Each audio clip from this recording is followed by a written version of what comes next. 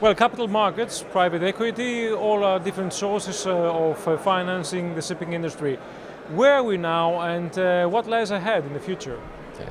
So first of all, private equity, we've made a big deal out of that for the last few years.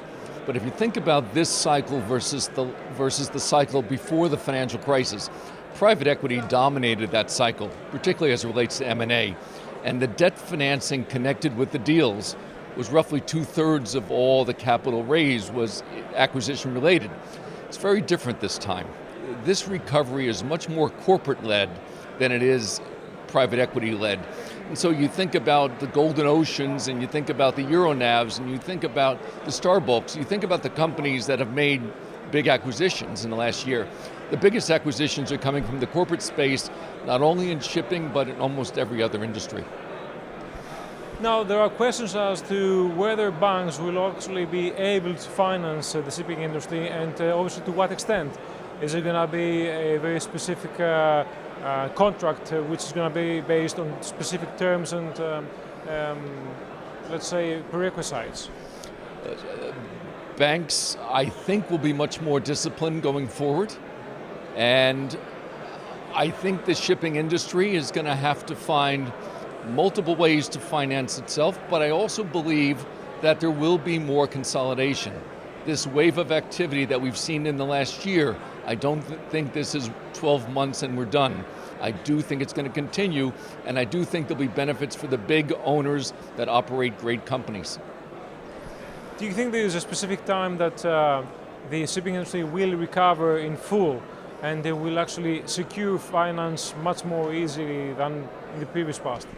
Yeah. Investors love to chase things that are moving in the right direction. And obviously the last decade, shipping hasn't moved in the right direction, but I think we've got sort of the perfect storm coming up. You've got some banks that need to exit. You've got private equity that have had a tough investment period in this sector relative to others. You've got regulations that are coming in. You've got steel values and scrap values that are extraordinarily high. So we have all of a sudden an awful lot of uncertainty coming between now and 2020. Coming out of that, I think it's going to be phenomenal opportunities for the shipping sector, and I do think the cycles will get longer again. So would it be right to say that the next few years, or the next 2 years actually, are going to be very turbulent until we get to the point where financing is going to get slightly easier for shipping industry? I think financing gets easier when things start to work in the right direction.